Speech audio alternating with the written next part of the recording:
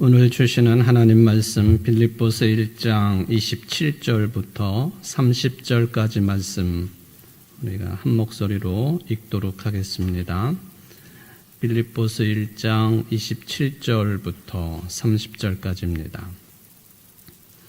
오직 너희는 그리스도의 복음에 합당하게 생활하라. 이는 내가 너희에게 가보나 떠나 있으나 너희가 한 마음으로 서서 한 뜻으로 복음의 신앙을 위하여 협력하는 것과 무슨 일에든지 대적하는 자들 때문에 두려워하지 아니하는 이 일을 듣고자 함이라.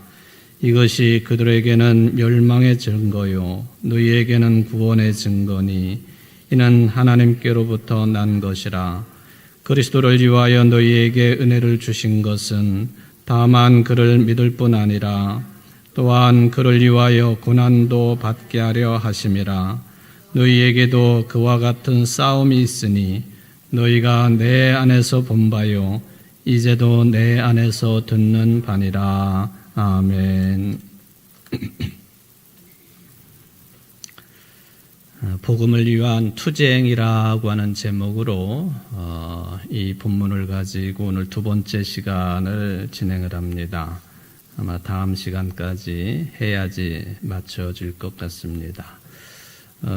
짧은 내용이지만은 또 이 내용을 가지고 말씀을 정리하고 또 전하려고 한다면 어느 때는 보면 한도 끝도 없이 할 수 있는 내용이기도 합니다. 네, 이제 3번 정도로 정리를 해 보려고 합니다. 오늘 읽은 내용 가운데 보면은 27절 처음 내용이죠. 오직 너희는 그리스도의 복음에 합당하게 생활하라 하는 이 말씀을 좀 지난 시간의 끝부분에도 잠깐 언급을 했는데 그냥 서둘러서 마친 것 같은 느낌이 있습니다. 조금만 더 정리를 해보고 그 다음 내용으로 들어가도록 하겠습니다. 우리 같이 한번 해봅시다. 복음에 합당하게 생활하라. 예.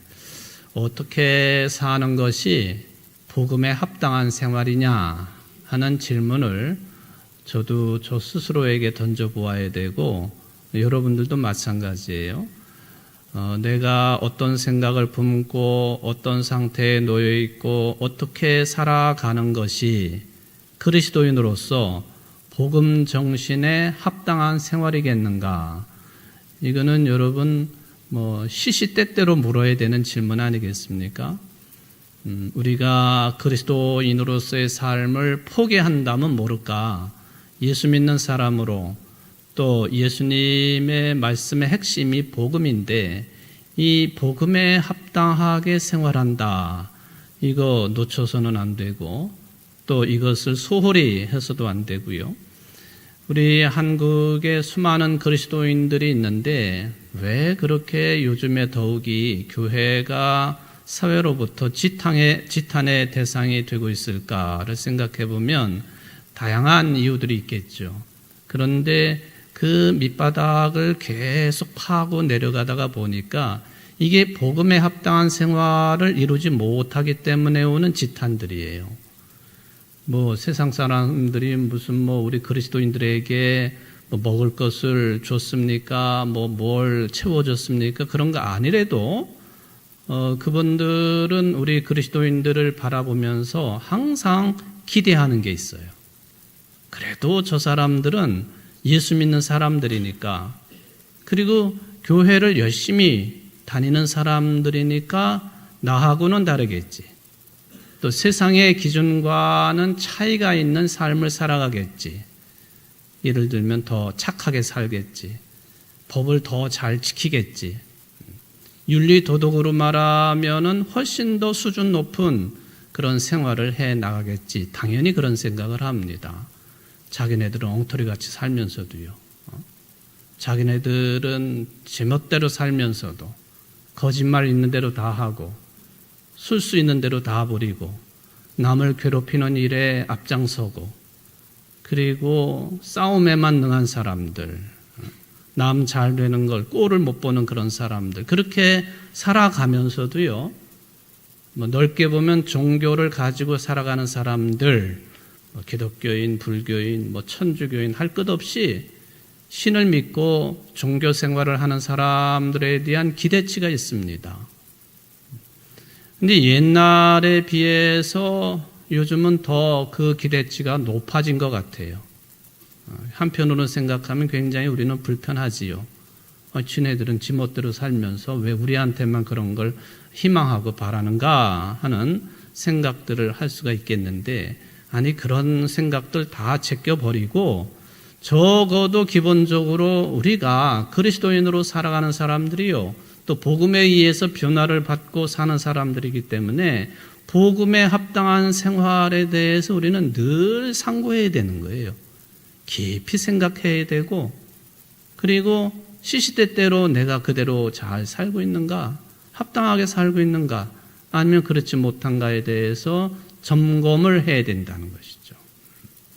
그래서 오늘 저는 이 복음에 합당한 삶이라고 하는 게 일반적으로 볼 때에, 특히 이제 우리 그리스도인들이 생각할 때에 이렇게 사는 것이 복음에 합당한 삶이 될 것이다라고 자연스럽게 받아들이고 있는 두 가지의 내용이 있습니다.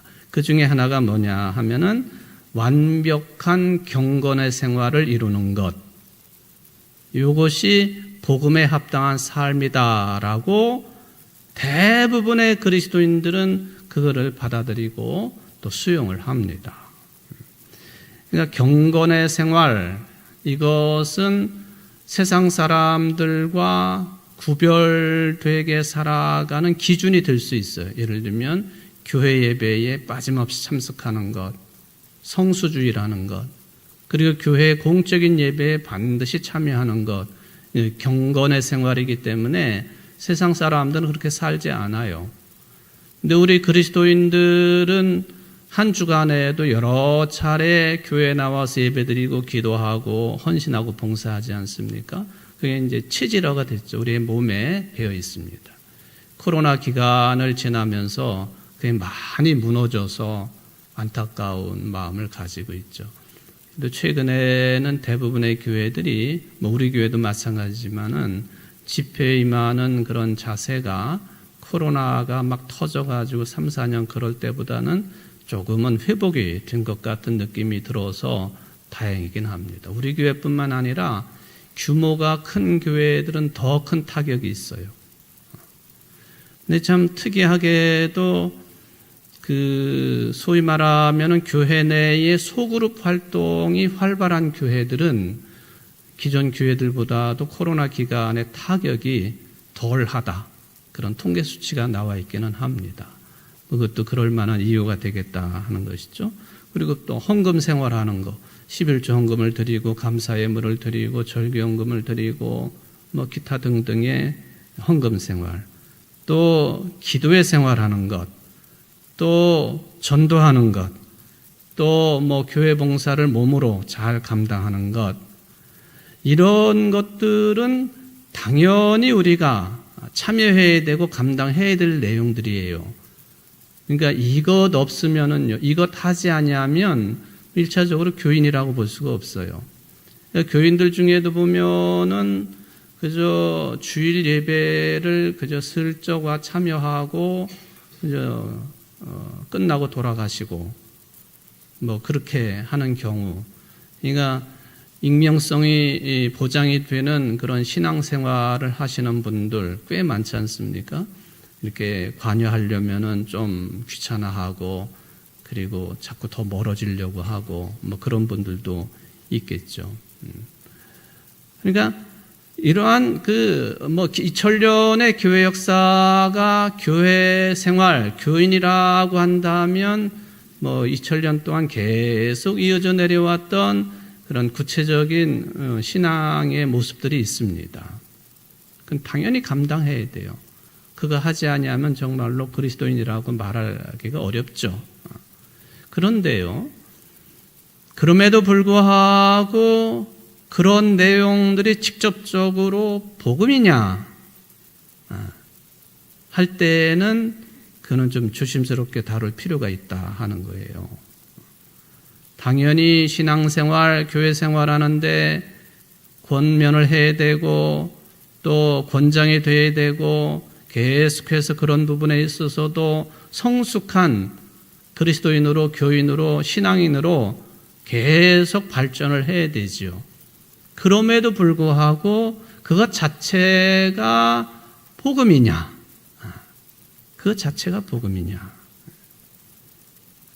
왜 이런 질문을 하느냐 하면은요, 내가 걸어서 예배당 나오고 내가 열심히 일을 해가지고 수입을 가지고 또 그 수입의 10분의 1을 하나님께 드리고 감사의 예물을 드리고 내가 내 힘을 가지고 봉사하고 헌신하고 전도도 하고 그리고 기도의 생활도 힘쓰고, 만약에 이러한 권장되어야 되고 반드시 이루어야 될 이런 신앙의 구체적인 내용들이 내 능력이나 내 노력으로 가능하다고 생각하면서 이 신앙의 삶에 참여하게 된다고 한다면 그거는 조금 우리가 문제를 삼아야 될 거죠.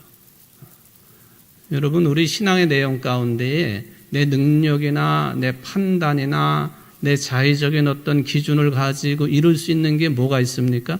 아무것도 없어요. 전혀 없습니다. 아무것도 없어요. 그저 하나님께서 나에게 은혜를 베푸셨고, 그래서 그 은혜를 선물로 바꾸어 말한다면은 하나님께서 그 모든 삶을 선물로 우리에게 허락하시기 때문에 가능한 일이에요. 이게 아니면 우리의 신앙은 잘못된 길로 들어설 가능성이 많다. 내가 온갖 수고로 노력으로 채워가야 될 신앙의 목표로 되어버린다고 한다면 위험하다 하는 것이죠. 그런데 상당수의 그리스도인들이 그런 내용 자체를 복음으로 받아들이고 있다 하는 거죠. 그러니까 이것은 잘못됐다 그런 얘기가 아닙니다. 당연히 그렇게 해야 되는데, 믿음의 수준으로 보면은 그런 생각을 가지고 예배 참여하고 헌금 생활하고 봉사하고 전도하고 기도한다 그러면은 갓난아이 정도 수준에 머물고 있는 것이다, 그런 이야기죠. 그러니까 우리가 언제까지나 그저 묽은 죽이나 먹고 우유나 빨아먹을 수 있는 어린아이 수준으로 남아 있어야 되겠습니까? 그건 안 되는 거죠. 그렇게 내가 노력을 기울이고 또 내가 힘쓰고 그렇게 해서 그런 그 신앙의 내용들을 이루어가고 진행을 하다가 보니까 어떤 경우가 되면 그게 계속해서 기쁨의 내용으로 전개가 되는 게 아니라 부담스러운 내용이 되는 거예요. 예배에 참여하는 것도 부담스럽고 헌금하는 거 더 부담스럽고요. 헌신하고 봉사하는 거 부담스럽고. 그러니까 신앙의 연주가 깊어지면 깊어질수록 그런 부담도 훨씬 더 커지는 거죠. 어깨가 짓눌리고, 그래서 내 승질대로 짜증이 나고, 그리고는 결국에는 비교를 하고, 나는 이렇게 하는데 왜 저 집사는 저 권사는 왜 안 하지? 그런 생각이 들 때가 있단 말이죠. 이게 이제 성도들 각자의 문제라고 보기에는 어렵겠어요. 한국의 교회들이, 저도 목회자니까 목회자들 중심으로 설교를 통해서 그런 짐들을 계속해서 가중시키고 있다고 하는 게 현실입니다. 무겁게 하고. 그래서 어떤 학자는 그거는 복음 정신의 왜곡에 해당이 된다, 그렇게도 이야기를 합니다. 그러니까 완벽한 경건 생활을 이루는 것이 복음에 합당한 생활이라고 하는 생각을 가지고 있는 경우가 많다. 첫 번째 내용. 두 번째 내용이 뭐냐? 이것도 어떤 완전한, 완벽한 윤리 도덕성을 갖추는 것, 이것이 복음에 합당한 생활이라고 여기는 경우가 참 많다는 거예요. 더군다나 조금 그 교회의 성도들의 그 평균 의식이 또는 지적인 수준이 다른 교회에 비해서 조금 높다거나, 그리고 의식 자체가 고루하지 않고 조금 개방적인 그런 성향을 가지고 있는 교회일수록 이 도덕과 윤리에 대한 강조가 훨씬 높다. 그렇게 판단을 해볼 수가 있겠습니다.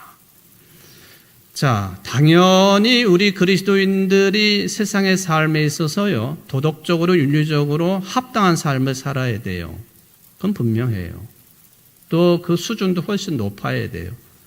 교회를 나오지만 그리스도인으로서의 타이틀을 가지고 있지만 세상 사람들이 하는 것과 똑같다든지 아니면은 더 처진다든지 그래 놓으면은 이것은 문제가 아주 심각한 거죠.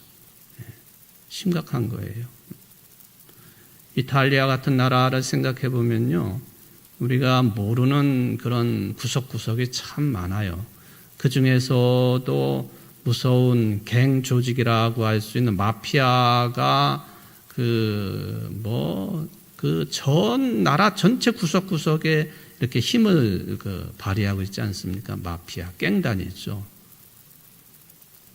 영화 대부 같은 영화에서도 그런 내용을 배경으로 하는 영화들인데, 심지어는 이 마피아의 영향력이 어디에까지 침투되어 있느냐 하면요, 바티칸, 카톨릭의 총본산에까지 마피아가 연결이 되어 있어요.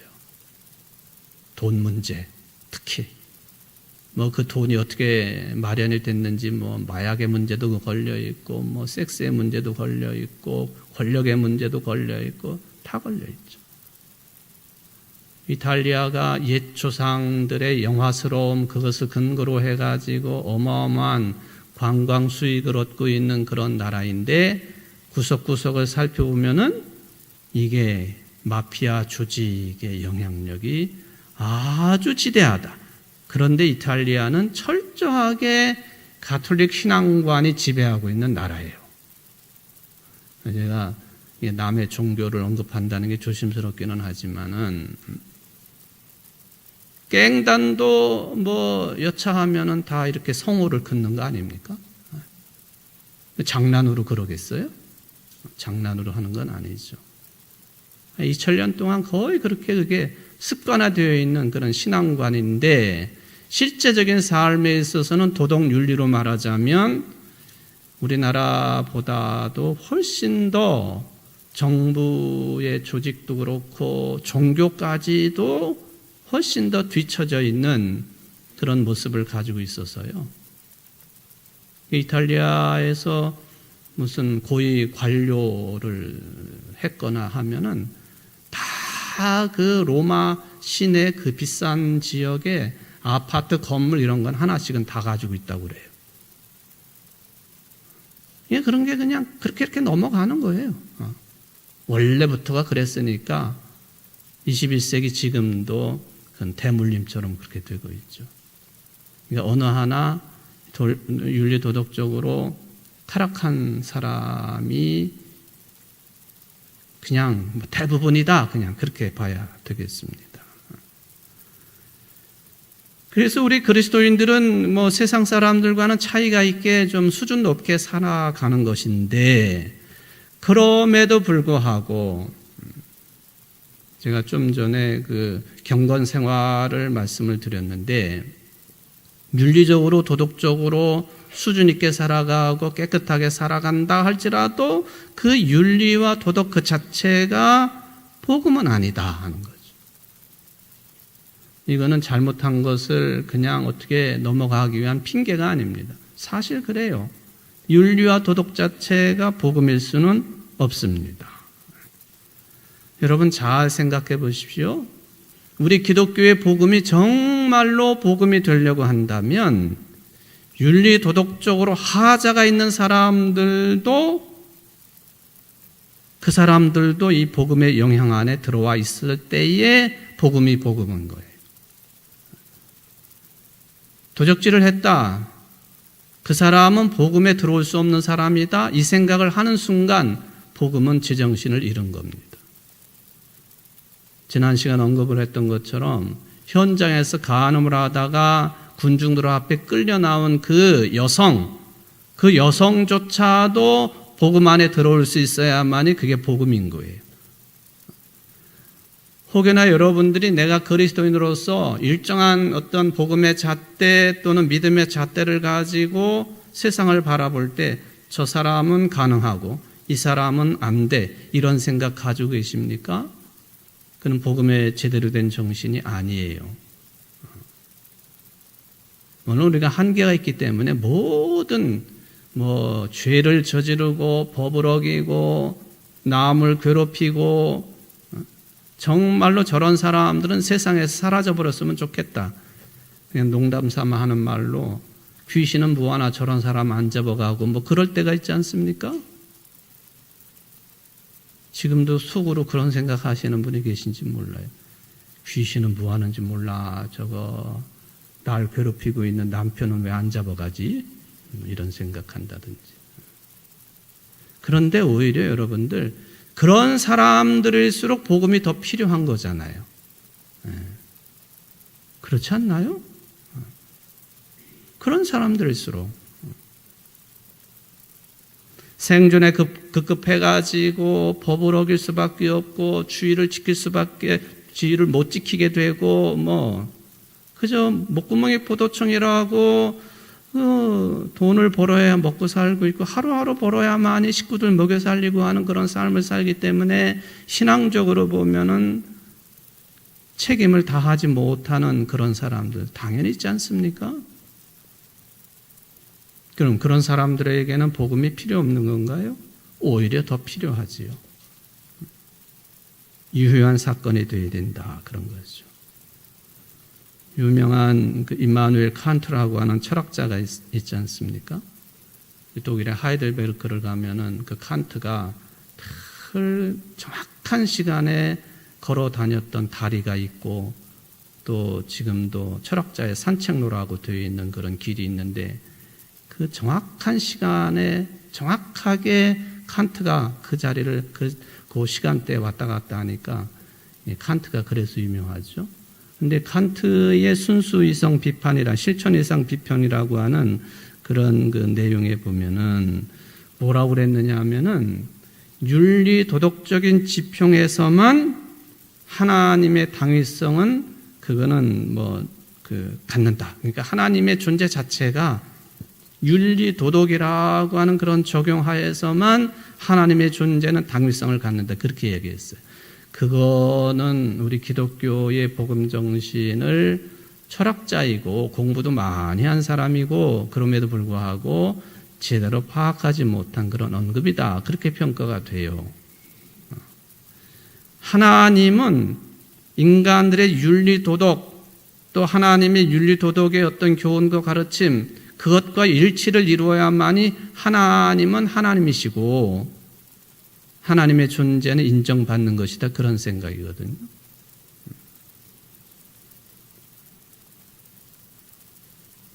자, 신약 성경에 보면은 경건이면 경건, 윤리면 윤리, 도덕이면 도덕, 그런 삶에 실제적으로 거의 완벽하게 살았다라고 평가되어지고 스스로도 그렇게 주장하는 사람들이 있잖아요.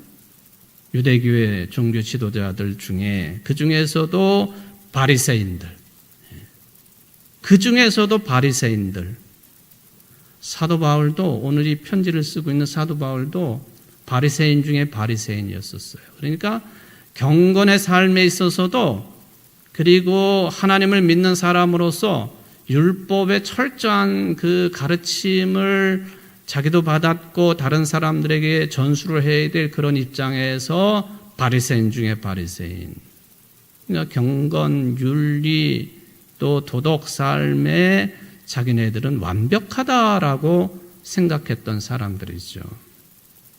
이 사람들이 예수님의 복음 정신하고 가장 강하게 충돌을 일으킨 사람들이잖아요. 완벽한 경건의 삶을, 완벽한 윤리 도덕의 삶을 살았다고 스스로 그렇게 자의식을 가지고 있고 유대인들 사회에서 다른 여타의 유대인들도 그렇게 인정을 해주고 있는, 그런데 예수님, 복음을 선포하신 예수님의 그 선포와 삶에 가장 극명하게 충돌을 일으킨 사람들이 그 사람들이에요. 왜 그랬을까요? 예수님이 덜 경건하셔서, 예수님이 덜 도덕적이고 윤리적이시라서 그랬을까요? 그 이야기는요, 복음의 온전한 정신은 경건이나 도덕이나 윤리와 근본적으로 차이가 있고 다르다 하는 것을 보여주고 있는 실질적인 모습이에요. 복음 자체이신 예수님, 완전한 경건의 삶, 도덕 윤리의 삶을 추구하고 살았고 다른 사람들도 그렇게 몰아붙였고 그렇게 살지 못한 사람들을 죄인이라고 늘 판단을 하는데 앞장섰던 바리새인이 쾅 하고 부딪힌 거예요. 예수님이 그렇지 않아서 그랬을까요? 그건 아니에요. 예수님께서는 그렇게 주장하고 가르치고 그러면서 마태복음에 있는 것처럼 저들의 가르침은 받아라. 그렇지만은 저들의 삶은 본받지 말아라 그랬잖아요. 그래서 그렇게 떠들기만 하고 가르치기만 하고 삶은 그대로 이루지 못하는 그 바리새인들을 향해서 위선자들이라고, 휘칠한 무덤과 같다고 그렇게 말씀하신 것이죠. 여러분, 이 경건과 도덕과 윤리, 이것을 강화를 시키면 시킬수록요, 우리 인간들은 거기에 더 깊이 의지할 수밖에 없어요. 그렇게 되면 될수록 바리새인들이 그랬던 것처럼 한 사람을 지극히 사랑하고 평화를 추구하고 또 한 사람의 생명을 그 속에 하나님의 형상이 담아있는 생명으로 인정하고 받아들이고 귀하게 여기는 그런 생각과 삶은 계속 추락하게 돼 있는 거예요. 법을 좋아하는 사람들, 법 가지고 법대로 하는 사람들, 당연히 법치주의 국가이기 때문에 그렇게 해야 되겠습니다만, 물론 법관들이나 이런 법을 다루는 분들 중에도 생명 존중, 사랑 중심, 평화 중심, 그렇게 법을 적용하고 판단하시는 분들이 꽤 많은 것도 사실입니다만, 우리나라는 그 점에 있어서 좀 박한 평가를 할 수밖에 없는 상황이지 않겠는가. 법치주의 국가이기는 하지만, 그러니까 법을 가지고 그걸 판단하고 해석하고 적용하는 사람들이 지멋대로 그거를 적용하니까 큰 사단이 나는 거죠. 이렇게 예수님께서 오셔서 복음을 전하심으로 인하여서 완벽한 경건생활, 완벽한 윤리도덕 이런 패러다임이 극복됐음에도 불구하고 여전히 교회에서는 이 앞에 두 가지, 이게 복음에 충실한 삶이다라고 계속 가르치고 있고 그걸 강조하고 강요하고 교인들의 어깨에 무거운 짐을 지우게 만들고 그런 것 실천에 머무는 그리스도인으로 만들어버리는 교회 시스템도 그렇고 가르침도 그렇고 설교도 그렇고, 한마디로 이건 무책임한 태도들이다라고 말을 할 수가 있겠습니다. 왜 그렇게 될까? 복음의 정당한 본질에서 벗어나가지고 윤리도덕 그리고 경건성에 쉽사리 떨어져 버리는 이유가 뭘까? 그걸 가지고 복음이라고 우기는 이유는 뭘까? 복음, 이거는 눈에 보이지 않는 것이기 때문에 그래요. 복음이 눈에 보이지 않는다. 반면에 경건의 삶은 딱하니 눈에 보이잖아요. 윤리도덕적으로 사는 것도 눈에 보이게 돼 있어요. 그러니까 복음은 마치 하나님처럼 눈에 보이지 않는 반면에 이러한 앞에 있는 이 두 경우의 삶은 당당하게 사람들 앞에 그게 드러나게 되어 있어요.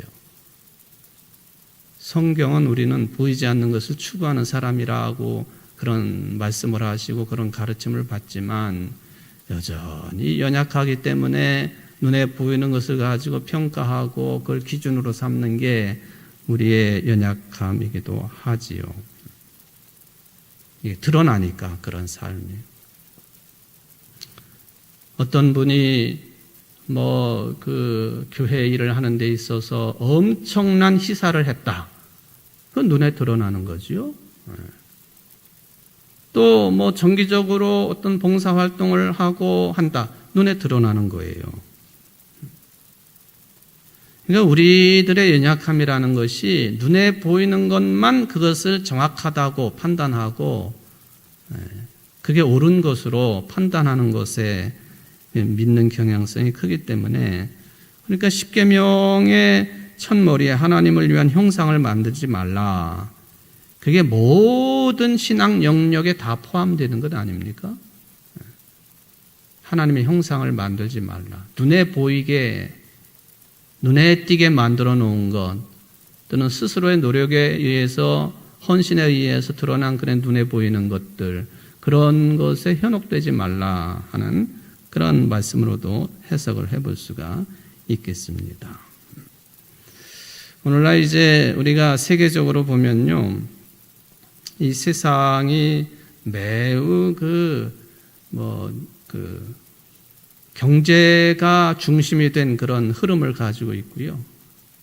이어서 또 정치가 또 중심이 된 그런 세상의 흐름을 가지고 있기 때문에 그런 것들, 그런 힘의 지배를 받고 있는 세상의 삶을 살고 있어서 어느 때는 자포자기하고 어쩔 수 없지 물 흐르는 대로 그렇게 흘러가야지 그렇게 생각하는 경향성도 이게 성경의 내용이 아니다 할지라도요 우리가 눈에 보이는 것에 늘 휘둘리고 있다라고 하는 그런 어떤 예시가 된다고 보여집니다. 언젠가도 언급을 한 내용입니다만은 그러니까 19세기 초 말 이렇게 되어졌던 그런 말부터 되어졌던 내용인 것 같아요. 제가 권찰기도회 때도 그걸 말씀을 드렸던 것 같은데 주일 예배 때도 언급을 했나요? 우리 교회에 심호를 하셨던 제5대 목사님이셨던 함태영 목사님과 관련된 그런 일화 중에 하나입니다. 함태영 목사님, 그분이 원래 법학을 공부해가지고 법률가가 되신 분이죠. 그러다가 평양신학교를 졸업하시고 그리고는 우리 교회 1923년부터 27년까지 5번째 목사님으로 심호를 하셨습니다. 그때의 23년도에 망설루를 우리 경례로 이건을 했지요. 그럼 대표적인 어떤 독립운동의 일환이라고 볼 수가 있겠고요. 지난번에 보여드렸던 것처럼 우리 교회 시작을 했던 청주 성서신학원 제1회 졸업식, 그게 1926년에 있었던 일인데 민누아 선교사님과 함께 옆에 서 계셨던 함태영 목사님 모습을 제가 사진으로 소개를 해드렸죠. 이 분이 우리 교회만 목회를 하셨던 것이 아니고요. 경상도도 가셨었고 또 가장 대표적으로 언급할 수 있는 교회가 서울 그 종로 5가에 있는 연동교회라고 하는 교회가 있습니다. 예장 통합측 교회죠. 지금 청주의 동산이나 청북교회나 복대교회나 같은 교단 교회. 그 교회가 그 시대적인 상황이 그러긴 했지만은 선교사가 이제 당회장을 하고 있었을 때에 담임 목사 당회장 이라는 내용은 다르지만은 교회를 대표하는 목사죠. 그때 그 담임 목사가 누구였느냐 하면 게일이라고 하는 이름의 미국 선교사분이었어요. 게일이라고 하는. 근데 교회에서 이제 장로를 피택을 했습니다. 장로를 피택을 했는데 이게 자꾸만 교인들이 사회적으로 명망 있는 사람들을 안 뽑아내요. 그때의 1800년대 말에 탄생된 교회니까 1800년대 말 1900년대 초라고 생각하면은 명망 있는 사람들 소위 말하면 그때는 양반과 그런 사람으로 구분을 대충 하고 있을 때 양반들을 안 뽑아. 그리고는 자꾸 기왕 나온 말에 상것들을 자꾸 뽑아. 사회적으로 지위도 없고 인정도 못 받고. 근데 교회 내에서 열심히 봉사하고 헌신하고 하시는 분들을 교인들이 눈여겨봤다가 자꾸 장로님으로 뽑아 세우는 거예요. 그러니까 참다 양반 세계가 반란을 일으켰습니다. 반란을 일으켜가지고 게일 선교사한테 왜 이거를 묵인을 하느냐. 이거 다시 하든지 해가지고 양반들도 장로 피택할 수 있도록 그렇게 해달라고 그랬지만은 게일 선교사가요. 아니요. 교회는 그런 곳이 아닙니다. 딱 막아 세웠어요. 그러니까 이게 어떻게 더 해볼 수가 없겠다 생각하니까 이 양반들을 중심으로 해가지고 에이구 이 교회에 남아있을 필요가 없겠다 해가지고는 교회를 하나 만들어가지고 떠납니다. 한 100여 명 정도가 교회를 만들어 떠나는데 그 교회 이름이 뭐냐? 지금도 강남구 대치동에 가면은 그 교회가 여전히 복음사역을 감당하지요. 묘동교회라고 하는 교회예요. 묘동교회. 처음에 이 묘자가요, 한문으로 묘자가 종묘 사직할 때 있잖아요, 종묘. 그 묘였었어요. 그런데 그 종묘 사직할 때 묘자가 양반들 중심의 어떤 흐름이거든요. 그런데 이제 그런 게 좀 자기네들도 부담스러웠는지 그 묘자를 기묘할 묘자로 그렇게 바꿔가지고 교회 이름이 묘동교회예요. 얼마 전에 그 교회 홈페이지 들어가가지고는 이모저모를 살펴봤더니 교회 역사에는 그 팩트를 기록을 안 해놓은 것 같더라고요. 그런데 여러 사이트에 보면은 묘동교회가 탄생된 배경 가운데 보면은 그게 나와요. 많이 나와요.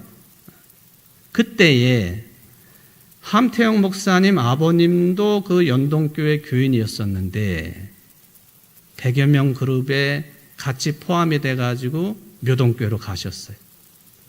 근데 함태영 목사님은 그냥 연동교회에 남아 계셨어요. 그것은 성경 정신이 아니다 하는 거죠.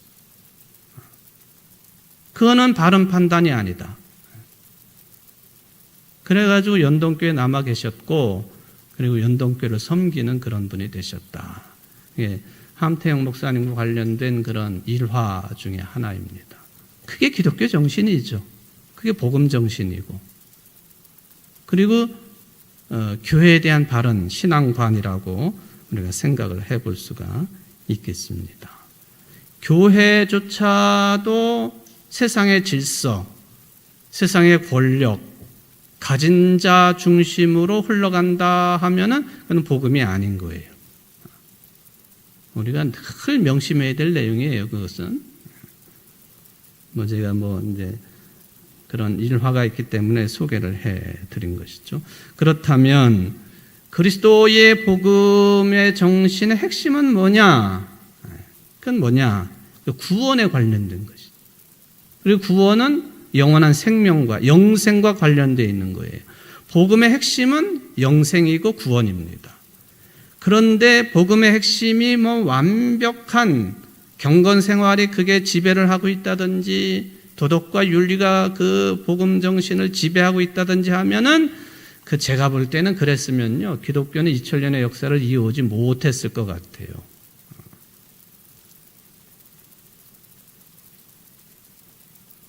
영생의 삶과 구원이 복음 정신의 핵심이다 하는 예수를 그리스도로 믿고 그리고 죄를 고백하고 죄 사함을 받고 그리고 죽음에서 부활한다고 하는 믿음 속에 살아가는 것, 그게 영원한 생명이고 구원과 직결되는 내용인데 그게 곧 복음이다 하는 것이죠.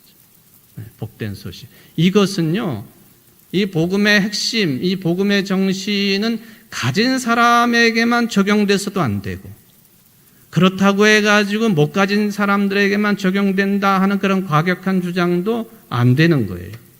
누구에게나 다 공평하게 적용되는 정신이 복음 정신이에요. 권력을 누리는 사람들에게만 해당이 된다. 잘못된 거예요. 권력이 없는 사람들에게만 해당된다. 잘못된 거예요. 누구에게나 복음 정신은 공평하게 적용돼야 되는 거예요. 그러니까 우리 교회는 뭐 이런 수준의 사람들만 들어와야 돼. 천만에요. 그건 비복음적인 거예요. 우리 교회는 120년 역사를 가지고 있고 수준이 높은 교회니까 그에 걸맞는 교인들만 들어와야 된다 그런 생각 가지고 있다고 한다면 당장 버려야 돼. 당장 하나님 앞에 무릎 꿇고 회개해야 될 생각입니다. 왜? 제가 목회하는 동안에도 그런 생각을 가지고 있던 분들 제가 잘 알고 있어요. 우리 교회는 우리 교회에 걸맞는 사람들이 들어와 신앙생활을 해야 돼. 천만에요. 만만의 콩떡입니다. 그것은. 있을 수 없는 일이에요. 그것은.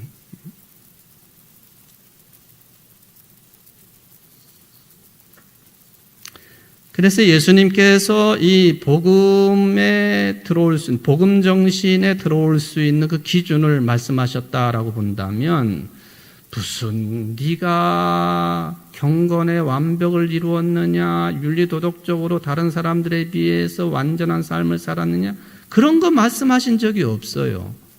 단 한 가지, 회개하라. 그것만 말씀하십니다. 회개하라. 의인은 없나니 하나도 없는 게 우리 인간 세계고요. 그러니까 누구나가 다 죄인인 게 기본 바탕입니다. 그러니까 누구나가 다 회개해야 돼요. 누구나가 다 회개해야 돼요.